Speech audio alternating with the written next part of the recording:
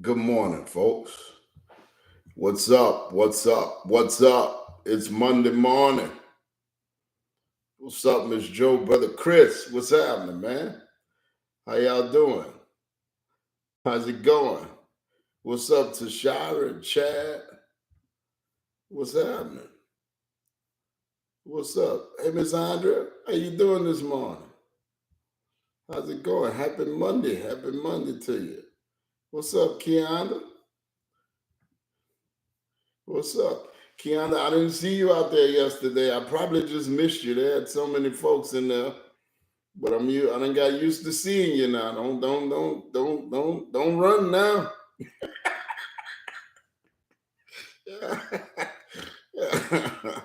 Don't run now. I done got used to seeing you out there. What's up, Miss Sylvia, Yanni? Come on. What's up, Miss Glenda? Tony Champagne Life. What's up, my guy? I miss it. Yeah. She like, he just done called me out. Every week I have somebody who say, Pastor, why are you calling me out like that? Listen.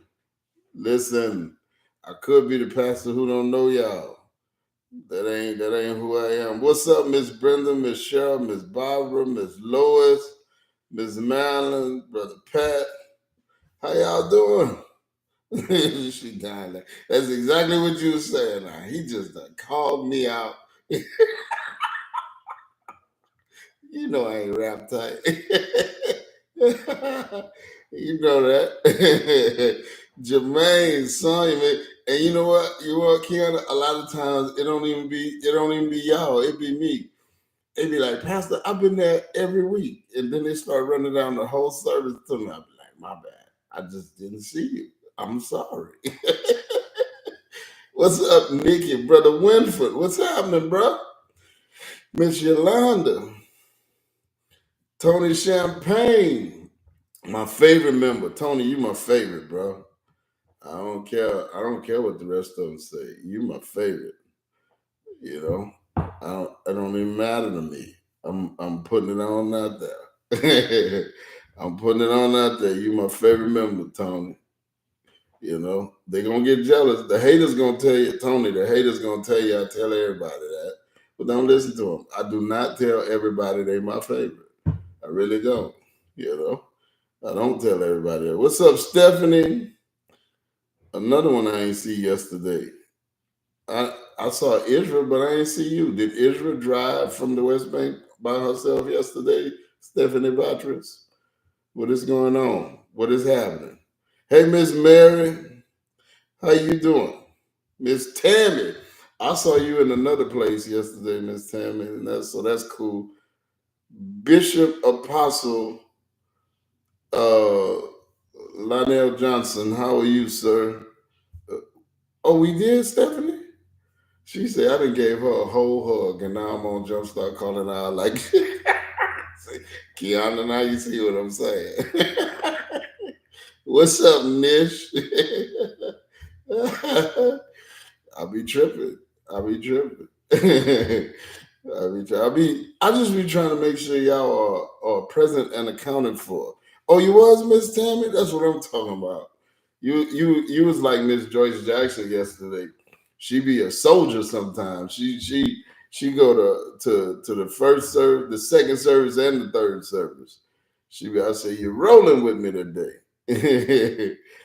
That's right. You want to remember you, man. You know, I want to know my piece. Y'all, I won't even, let me tell y'all something. I've been on, I would call it a spiritual high since yesterday. I was just telling my wife this morning, and we got to talking, and like she was excited too, because it hit me yesterday, man, when I was baptizing.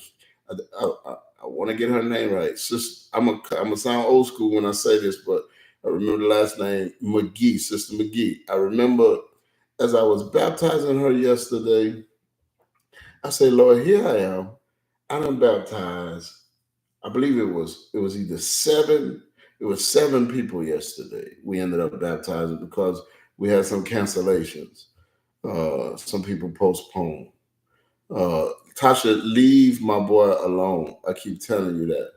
I hope he ain't around you right now. But me and you, I'm gonna call you Tasha Brownlee. All right, that was not for Caleb. But I'm so blessed. I'm so blessed. I told Joyce this morning, I'm so blessed because I started thinking about the spiritual babies, man, that the Lord's bringing into community church. And I'm going. I told Joyce this morning. I said, Joyce, man, it hit me yesterday that the Lord's blessing me with a lot of children as a spiritual father, man. And then I was excited, and at the same time, I felt the weight of responsibility because I'm saying, all right, now, Pastor, you got to help them grow because you don't want them to be, yeah, Nikki, Crystal McGee, and I hope I'm not embarrassing her by saying that, but you don't want them to be spiritual infants for the rest of their lives. Like you want to help them change because like I don't want you all to stand before the Lord and your story is I got saved and then that was it. I saw you, Kev. I saw you, and man, you made my heart smile, bro. And I hope you enjoyed it, man. I hope to see you again. Uh, and I was like, man, we got to help them grow. We got to help them nurture it. We have to help them. We don't want them to stand before the Lord and their story is I got saved and then that was it because I was at community. I got saved. I committed my life to you, Lord, and then I didn't really learn the word. I didn't really learn how to apply it to my life. Miss Dion DeLuca, I'm gonna call you. I love y'all. I'm gonna call you when I get off of this live.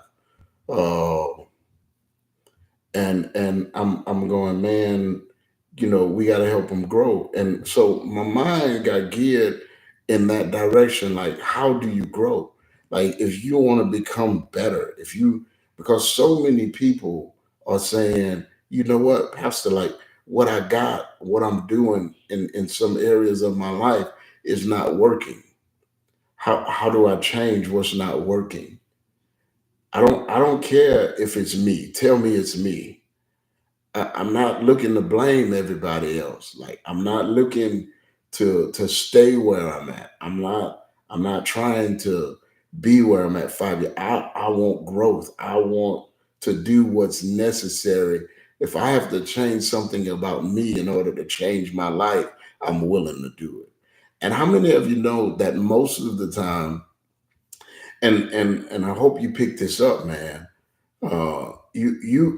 it's not if you want to change your life, if you want to change what your life looks like in any area, that I hope you know that that's fully within your control and fully within your capability. And the key to it is not is never in changing the who the people around you are. In other words, you can't change them. Listen to me good. You can change who's around you, but you can't change who's around you. In other words, you can change who you surround yourself with, but you can't change the person.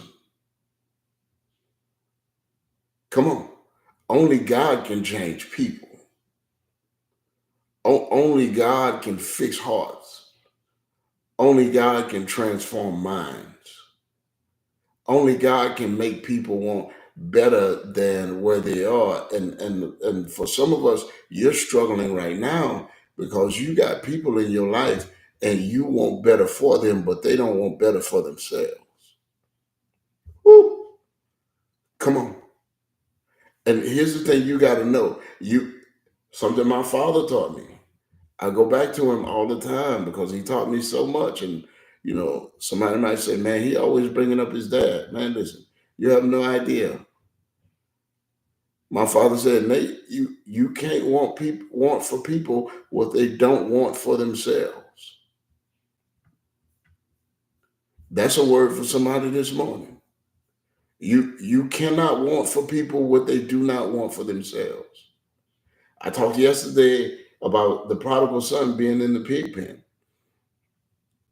Guess what? His father didn't try to change him. He simply let him stay in the pig pen until he got tired of living a pig pen life.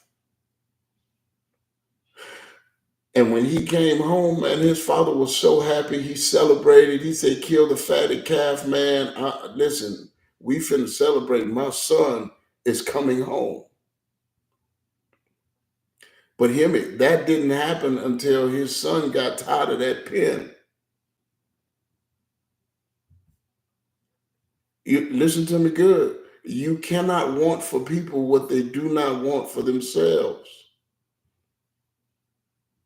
And for many of us, we are trying to change people's desires.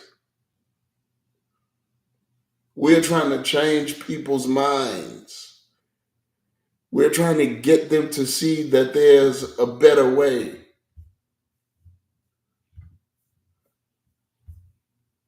And that's something that only God can do. You can expose them to a better way, but you can't make them want it. Woo! That's a word for somebody this morning. Listen, you can expose them to a better way. You can show them that there is a better way. You can show them why it's better. Come on. Listen, on your job, I'm talking to somebody. You've been trying to get the folks on your job to see a better way of doing things. Banging your head against the wall because, Pastor, we could be so much more efficient. Come on, I've figured out a way where we can be so much more productive, where we can step out of antiquity and into the new age. Some of us, you've got people in your home, huh? And you're trying to get them to see that things can be so much better. Trying to get them, listen to me. You can expose them to a better way, but you can't make them want it. You cannot want for people what they do not want for themselves. And hear me, sometimes you just gotta sit and unfortunately do like the father and the prodigal son did. Let them wallow in that slop. Lord have mercy. Let them live that pig lifestyle until they get to the point where they say, you know what? I want something better. I want something different.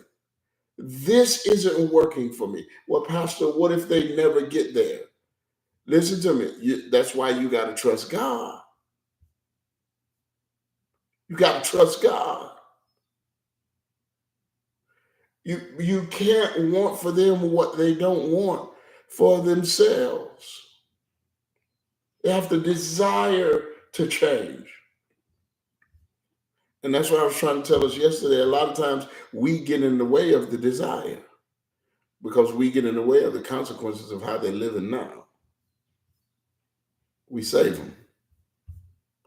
Pastor, how if what I want to do is for the next few days, if y'all don't mind, I want to spend the next few days talking about when you get to the place, we have these young people, man. Oh man, thank you, Lord. You know, People complaining that young people don't want anything to do with God. Not true. Not true. We're finding different. They just want authenticity. They don't want the hypocritical. They want what's genuine. They want what's real. We got these young people who are flowing in, man. Thank you, Lord. And I'm going, okay, Lord, now what? We got to help them grow. We got to help them grow. We got to help them change. We got to help them. We got. How can they do it unless somebody teach them? And so on Jumpstart for the next few days, I want to teach you. I want to teach you, man. Those of you who are looking to change any area of your life, that you're looking to change. I want to teach you how to move in the direction of change. I want to teach you how to move in the direction of growth. And here's what I want to say. Don't get frustrated. Don't get aggravated. Well, sometimes you should be frustrated. Sometimes you should be aggravated. But don't allow your frustration or your aggravation with where you are to lead you to things that are unhealthy, like depression,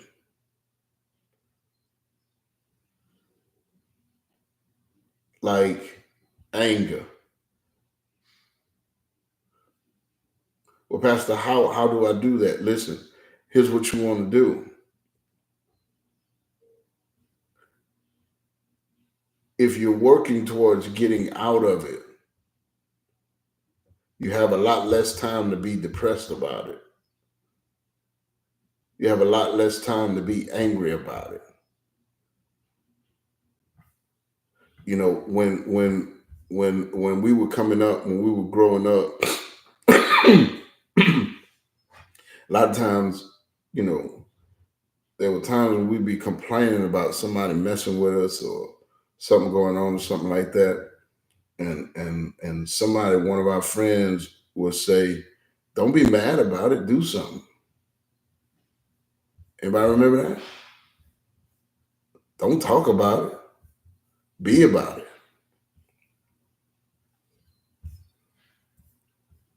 Don't be mad about it. Be about it. What were they saying? They were saying, get out of your feelings and get into action. If you don't like where you are, if you don't like what's going on, be upset about it. Use your frustration, your aggravation with where you are to fuel you to become something different, to get to another place. Come on. Allow that anger to drive you to stop at nothing. Allow that frustration to allow you to stop at nothing. Listen, we teach in counsel, a lot of times irritation is a signal for change.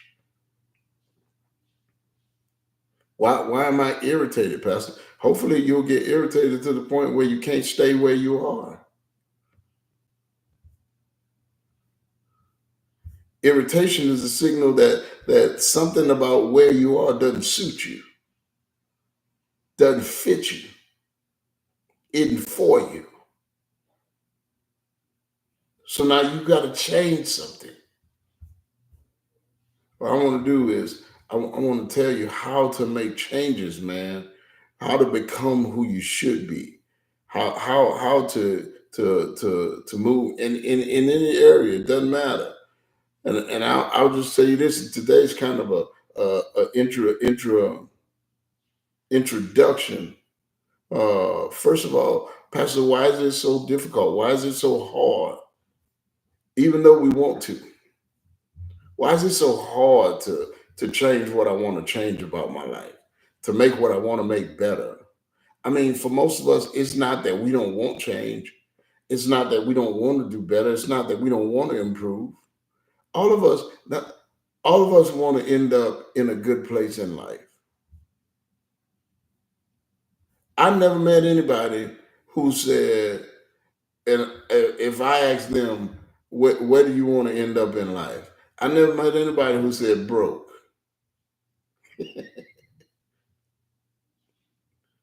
I never met anybody. Where you want to end up in life? Depressed? Said nobody ever. Where you want to end up in life? I want to end up with a broken marriage. I want to end up with kids who don't have nothing to do with me, Pastor. Well,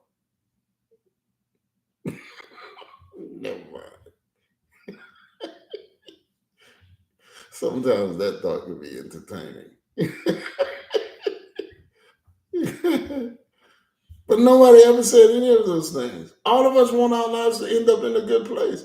We want good outcomes in all of our endeavors. We all want to, if we're married, we want a good marriage. Nobody says, you know what, in 10 years, my goal is to have diabetes and high blood pressure. No, we want good health. All of us want to be financially secure. But here's the thing, even though we want the same things, a lot of times we end up in totally different places. Why? Here's why. Because wanting something doesn't determine what you get. Listen, the desire to have it doesn't determine whether or not you attain it. No, listen, the desire is good, but the desire is not what determines whether or not you get it. The desire, it starts with desire, but that's not what determines whether or not we get it. You need the desire. Well, Pastor, what determines whether or not we get it? What determines whether or not we end up there? Think about it. You're a Christian. One of the reasons why we don't get it is because we get distracted. We get fatigued. We get worn out. We get tired. Sometimes we don't get it because we don't know how, even though we have the desire. And for some of us, you've had this in your life. You got an area in your life where you tried to do the right thing, but went about it the wrong way and ended up in the wrong place. I'm going to say it again. Most of us have an area in our life where we tried to do the right thing, but ended up going about it the wrong way. And so we ended up in the wrong place, even though we were trying to do the right thing. Huh? Why? Because we didn't have the right direction. First of all, you got to get the right direction. I was talking to somebody the other day.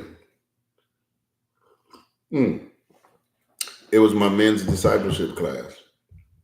And I was telling them that a lot of our kids are being misdirected. And the reason why they're being misdirected is because, the good and the bad thing about the internet is access to information. Well, Pastor, how is access to information a bad thing?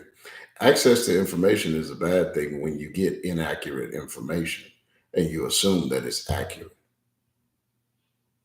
And the tragedy that we're experiencing with our kids is the fact that they are able to access inaccurate information and in many ways live their lives on it and don't even realize that it's inaccurate.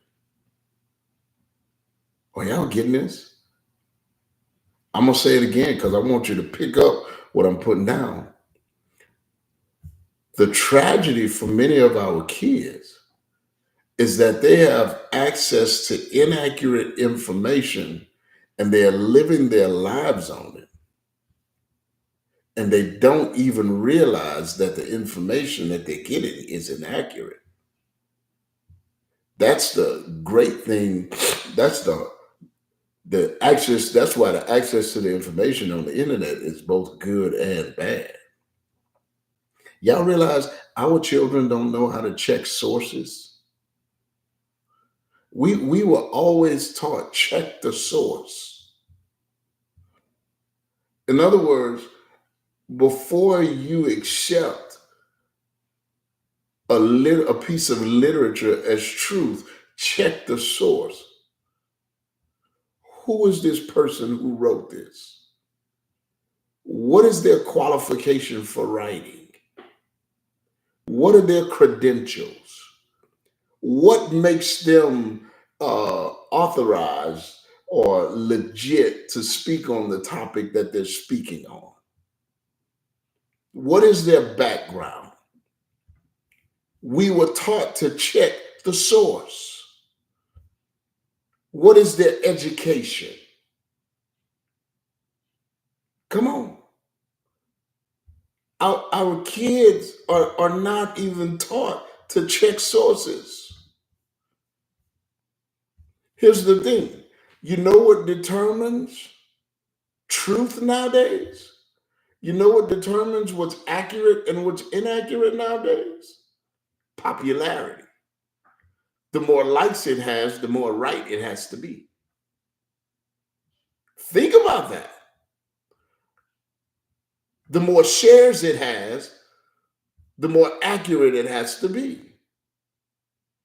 So what that means is I am nowhere near a nuclear physicist. I hated science, barely passed, didn't like it, 10 out of 10, do not recommend. But I could sit here at my computer and type something up on physics, make it sound appealing, and if I get enough shares, if I get enough likes, thousands and thousands and thousands of people will accept it as true. Never knowing that this guy doesn't have a clue as to what he's talking about. And our kids are determining, the young people, the next generation, they're determining what's true and what's not true based on the popularity of what they discover. And so no wonder they're confused. No wonder. And we're trying to figure out, how do we reach them? How do we teach them? Where are they getting this stuff from?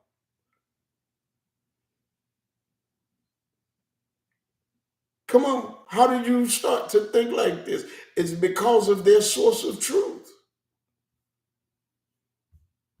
It's because of the information that they're getting. I hope y'all getting this. And so I have to start with getting the right information. If my life is going to change for the better, if my life is going to be driven in the right direction, it has to start with accurate information. Whew. Think about that. There are a whole lot of people who live in their life on a lie. My God. And don't even realize that they're living their lives on the foundation of a lie. It's gotta be, they would say, it's gotta be true. Everybody knows that. And they would tell you, I researched it.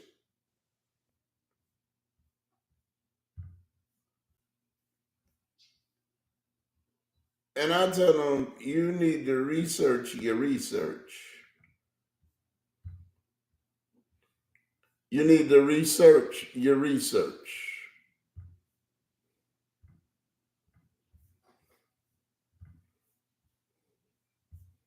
I researched it. got to get the right information.